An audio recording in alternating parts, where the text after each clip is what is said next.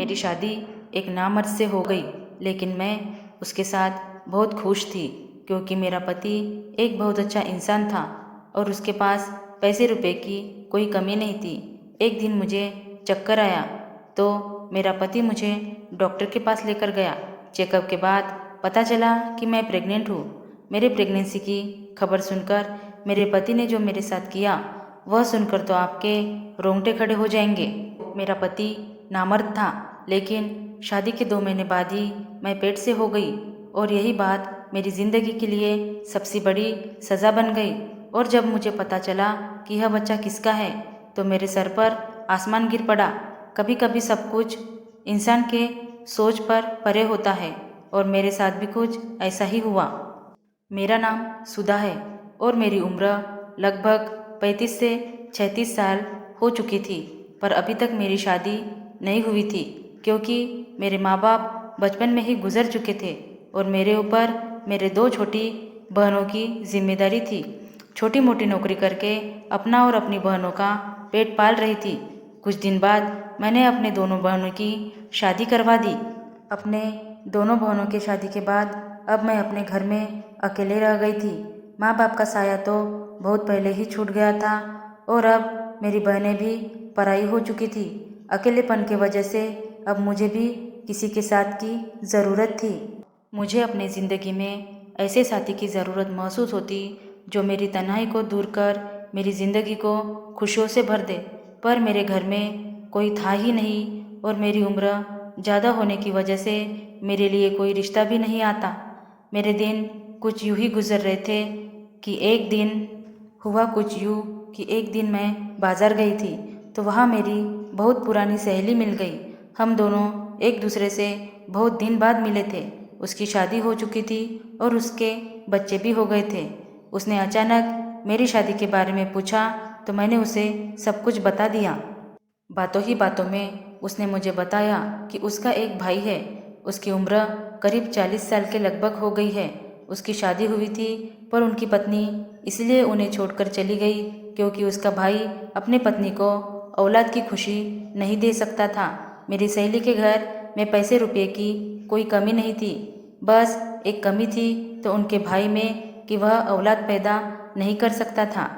अभी वह मुझे यही सब बातें बता रही थी कि मेरे मुंह से अचानक निकल गया कि तुम अपने भाई की शादी मुझसे करवा दो और मैं तुमसे वादा करती हूँ कि कभी भी मैं तुम्हारे भाई को छोड़कर नहीं जाऊँगी और ना ही उन्हें किसी बात के ताने दूंगी। मेरी बात सुनकर मेरी दोस्त हैरान हो गई। उसने कहा, इतनी बड़ी सच्चाई जानने के बाद भी कि मेरा भाई कभी बाप नहीं बन सकता, तब भी तुम उनसे शादी करने को तैयार हो? मैंने उससे कहा कि इस तरह अकेले जीने से तो अच्छा है कि मैं तुम्हारे भाई का सहारा बन जाऊं और वह मेरा सहारा। आखिर मैं कब तक अकेले रहूंगी? मेरा हाल ऐसा है कि अगर मैं मर जाऊं तो किसी को कानों कान तक खबर नहीं होगी। मेरी सहेली मेरा यह फैसला सुनकर तो बहुत खुश हुई क्योंकि उसके घर में भी किसी औरत की ज़रूरत थी। उसकी माँ बहुत पहले ही गुजर चुकी थी। उसका भाई अपने बूढ़े बाप के साथ रहता। उसने कहा, ठीक है, मैं यह बात अपने भाई से पूछकर बताऊंगी। वैसे तुम इस शादी को पक्का ही समझो क्योंकि मेरे भैया को तुम्हारे जैसी ही किसी साथी की ज़रूरत है। 1 से 2 दिन गुजरने के बाद मेरी सहेली मेरे घर आई और वह बहुत खुश थी। उसने कहा, भैया इस शादी के लिए तैयार है पर उनकी एक शर्त है। मैंने घबरा कर पूछा, क्या शर्त है? उसने कहा, बस यही कि उनका भाई ये चाहता है कि दुनिया को उसके नाबर्द होने की बात कभी पता ना चले। मैंने कहा, बस इतनी सी बात? तुम और तुम्हारा भाई इस बात के लिए बेफिक्र रहो। मैं भला दुनिया को क्यों बताने जाऊंगी कि मेरा पति नामर्द है। अगले कुछ दिनों में मेरी और सुधीर की शादी बड़े धूमधाम से हुई। लोग तो यह देखकर हैरान थे, एक अकेली लड़की को कैसे इतना अच्छा रिश्ता मिल गया।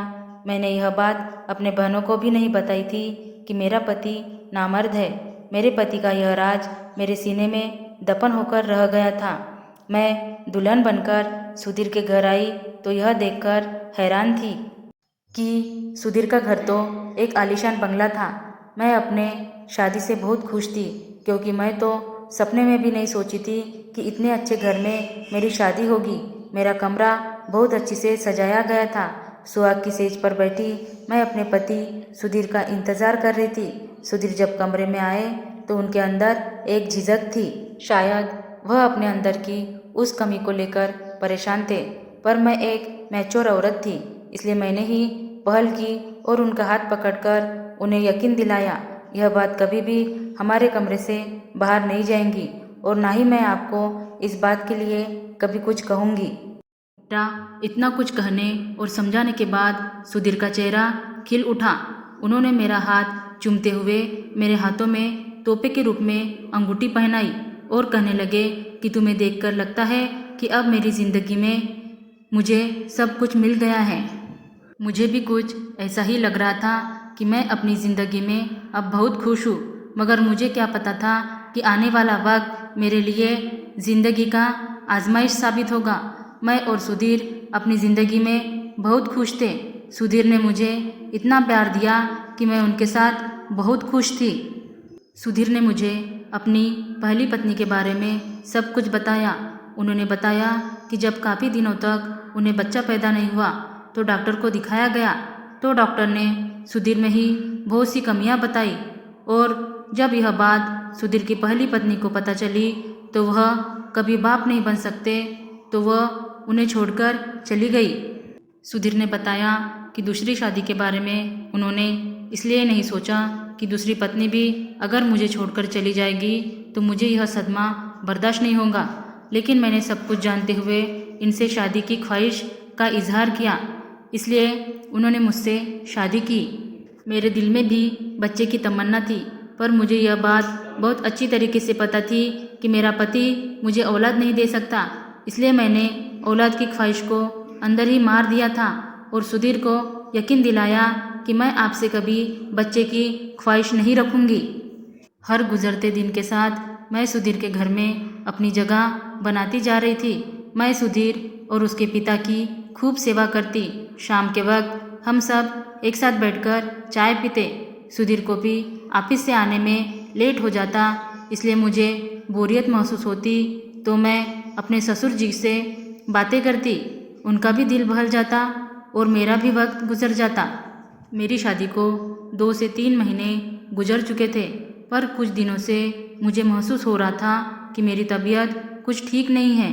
एक दिन हम सब खाने की टेबल पर बैठे हुए थे, तभी अचानक मुझे चक्कर सा आया और मैं गिरते गिरते बची। मेरी हालत देखकर सुधीर ने मुझसे कहा, लगता है तुम बहुत कमज़ोर हो गई हो, अपने खाने पीने का तो ख्याल रखती नहीं हो। ठीक है, खाना खाने के बाद हम तुम्हें डॉक्टर के पास लेकर चलेंगे ताकि तुम्हें डॉक्टर कुछ ताकत की दवाइयाँ दे दे कि तुम खाना अच्छी तरीके से खाने लगो और तुम्हारे अंदर की कमज़ोरी भी दूर हो जाए।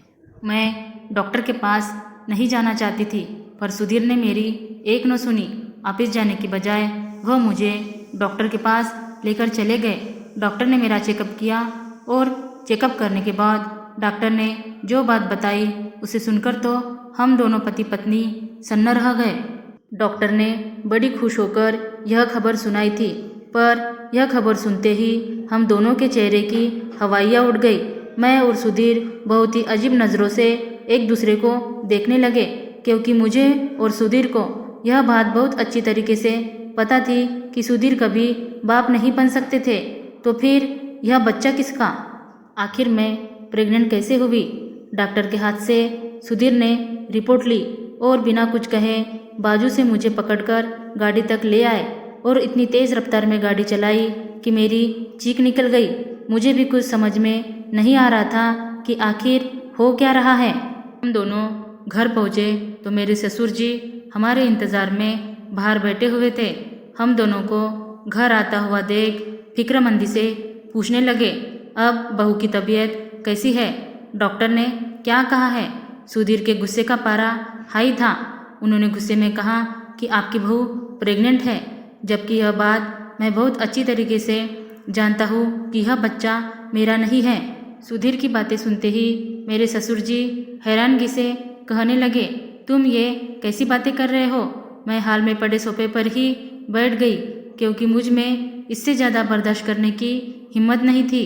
मैं बेकसूर थी, लेकिन मेरा पति चीख चीख कर मुझे बेइज्जत कर रहा था। सुधीर की बात सुनकर मेरे ससुर जी गुस्से में कहने लगे, थोड़ा सोच समझकर बात किया करो और इस तरह अपनी पत्नी पर इल्ज़ाम लगाने से पहले कुछ तो शर्म करो। अपने ससुर की बातें सुनकर मुझे भी थोड़ी हिम्मत मिली और मैंने रोते हुए सुधीर से कहा कि मैं नहीं जानती कि यह बच्चा मेरे पेट में कैसे आया, लेकिन मैं इतना ज़रूर जानती हूँ कि आपके सिवा मेरी ज़िंदगी में कोई नहीं है। सुधीर ने गुस्से में कहा, तुम तो चुप ही रहो। आज मुझे समझ में आया कि आखिर तुम्हारी शादी क्यों नहीं हो रही थी और तुमने मुझसे शादी इसलिए की क्योंकि तुम्हें अच्छी तरीके से पता था कि मैं कभी बाप नहीं बन सकता, इसलिए मैं तुम्हारे हर जुर्म को बर्दाश्त करता। लेकिन तुम गलत थी, क्योंकि मैं इतना बेवकूफ़ नहीं हूँ कि किसी और के बच्चे को अपना नाम दूँ। इसलिए बेहतर यही होगा कि तुम अभी और इसी वक्त अपना सामान उठाओ और यहाँ से चली जाओ। मेरे ससुर जी ने सुधीर को समझाने की बहुत कोशिश की, पर सुधीर गुस्से में पागल हो चुके थे। वह कुछ भी जानने और समझने को तैयार नहीं थे। सुधीर ने गुस्से में मेरा हाथ पकड़ा और आधी रात को मुझे बाहर निकाल दिया। मैं रोते बिलखते अपने घर वापस आ गई। मेरा और सुधीर का रिश्ता जहाँ से शुरू हुआ था, शायद वहीं पर ख़त्म होने लगा था। यह सब सोचते सोचते मेरी तबीयत बिगड़ रही थी, पर मुझे अभी भी सुधीर की परवाह थी, क्योंकि मैं उनसे बहुत प्यार करती थी। मैं सारी रात रोते ही रह गई और रोते रोते ना जाने कब मेरी आँख लग गई, मुझे पता ही नहीं चला। और मेरी आँख उस वक्त खुली जब दरवाजे पर दस्तक हुई। मैंने दरवाज़ा खोला तो सामने मेरी ननद खड़ी थी। मैं रोते हुए उसके गले लग गई। रोते रोते मैं उससे कह रही थी कि मैं बेकसूर हूँ और मुझे नहीं पता कि यह बच्चा मेरे पेट में कैसे आया। मेरी सहेली, जो कि मेरी ननद भी थी, वह मुझे समझाते हुए कहने लगी, तुम चिंता मत करो, सब कुछ ठीक हो जाएगा। मेरी सहेली मुझे समझा बुझाकर चली गई। मुझे अपनी सहेली की बात पर बिल्कुल भी यकीन नहीं था। आखिर यह सब वह कैसे ठीक कर सकती थी। बहुत सोचने विचारने के बाद मेरे दिमाग में यह बात आई कि कहीं मेरे ससुर ने तो मेरे साथ कुछ गलत नहीं किया, क्योंकि शादी के बाद मेरी ज़िंदगी में सुधीर के अलावा अगर कोई मर्द था तो वह मेरे ससुर जी ही थे। पूरे दिन रात वही मेरे साथ रहते। सुधीर तो ऑफिस से घर आने में कभी कभी रात के 12 बजा देते थे। रात का खाना खाने के बाद मैं अपने कमरे में जाकर सो जाती थी तो मेरे ससुर जी कहीं मेरे साथ, यह बात सोचते ही मेरे रोंगटे खड़े हो जाते। उनका मेरे ऊपर प्यार जताना और हद से ज़्यादा ख्याल रखना आज मुझे खटक रहा था। इसी सोच विचार के साथ किसी तरह मैंने एक हफ्ता गुजार दिया और हर गुजरते दिन में भगवान से बस यही दुआ करती कि हे भगवान, मुझे बेकसूर साबित कर दो और मैं अपने पति के साथ दोबारा अपनी ज़िंदगी शुरू कर सकूं। मेरी दोनों बहनें अपनी ज़िंदगी में ऐसे मगन थी कि उन्हें मेरी ज़रा भी परवाह नहीं थी, जबकि मैंने उन्हें माँ बाप की तरह पाला था। एक हफ्ते के बाद मेरी ननद मेरे पति सुधीर के साथ मुझे लेने के लिए मेरे घर आई। सुधीर को दरवाजे पर देखकर मैं हैरान रह गई। मुझे कुछ समझ में नहीं आ रहा था कि आखिर सुधीर मुझे लेने कैसे आ गए, लेकिन मेरे लिए तो बस इतना ही काफ़ी था कि मुझे दोबारा सुधीर की ज़िंदगी में शामिल होने का मौका मिल रहा है। मैं बिना कुछ पूछे उन दोनों के साथ गाड़ी में जाकर बैठ गई, पर घर पहुंची तो मैंने देखा घर को बहुत अच्छी तरीके से सजाया गया था और मेरे ससुर जी ने बहुत खुश मन से मेरा स्वागत किया।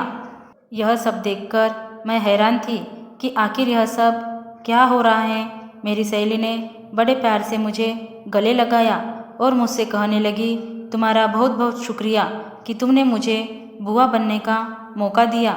मैंने हैरत से एक नज़र सुधीर पर डाली तो सुधीर सिर झुकाए शर्मिंदगी से खड़े थे। मेरी सहेली यानी कि मेरी ननद सारा सच मुझे बताने लगी। उसने बताया कि पापा को तुम्हारे ऊपर विश्वास था कि तुम एक अच्छी लड़की हो, तुम कभी भी कोई गलत काम नहीं कर सकती। यह सब जानते समझने के बाद भैया फिर दोबारा उस लेडी डॉक्टर के पास गए जिसने पहले कभी उन्हें बताया था कि वह कभी बाप नहीं बन सकते। लेडीज़ डॉक्टर भैया को देखते ही पहचान गई, पर जब भैया ने उन्हें बताया कि मेरी दूसरी पत्नी प्रेग्नेंट है तो लेडी डॉक्टर ने भाई को ऐसा सच बताया जिसे सुनकर उसके सर पर आसमान गिर पड़ा। उस लेडी डॉक्टर ने बताया कि भाई के अंदर कोई कमी नहीं थी, उसकी पहली पत्नी ही भाई के साथ रहना नहीं चाहती थी, इसीलिए वह ऐसी दवाइयाँ इस्तेमाल करती थी कि वो कभी प्रेग्नेंट ना हो और भाई पर नामर्द होने का झूठा इल्ज़ाम लगाकर इनसे छुटकारा पाना चाहती थी। इसलिए वह पैसे के दम पर डॉक्टर से भाई की झूठी रिपोर्ट बनवाई कि भाई को लगे कि वह कभी बाप नहीं बन सकते। यह सब होने के बाद वह दिन रात भाई को नामर्द होने का ताना देती। इसीलिए तंग आकर भाई ने खुद ही उस औरत को तलाक दे दिया। मेरी सहेली ने यह सब मुझे बताकर फिर से सुधीर की ज़िंदगी में आने का मौका दे दिया था, नहीं तो मैं इसी सोच के साथ घुटकर जी रही थी कि आखिर यह बच्चा किसका है। मैं तो अपने ससुर पर ही शक करने लगी थी। सुधीर मुझसे अपने किए की माफ़ी मांगने लगे, लेकिन मुझे उनसे कोई शिकायत नहीं थी, क्योंकि उनकी जगह कोई भी होता तो शायद ऐसा ही करता। मेरे घर आने की खुशी में मैंने और सुधीर ने मिलकर केक काटा था और मेरे ससुर और मेरी सहेली ने हमारे अपने होने का फर्ज निभाया था। मेरे ससुर ने मेरे सर पर हाथ रखकर मुझे बहुत सारी दुआएं दी, पर मैं दिल ही दिल में शर्मिंदगी महसूस कर रही थी कि कुछ लम्हों के लिए ही सही मैंने अपने ससुर के ऊपर शक किया। हमारे रिश्ते कितने नाजुक होते हैं, जिन्हें बहुत प्यार से संभाल कर रखना पड़ता है। कभी कभी इंसान की मामूली सी गलती से हमारे रिश्ते शीशे की तरह टूटकर बिखर जाते हैं। धन्यवाद दोस्तों। Thanks for watching. Like, share, subscribe.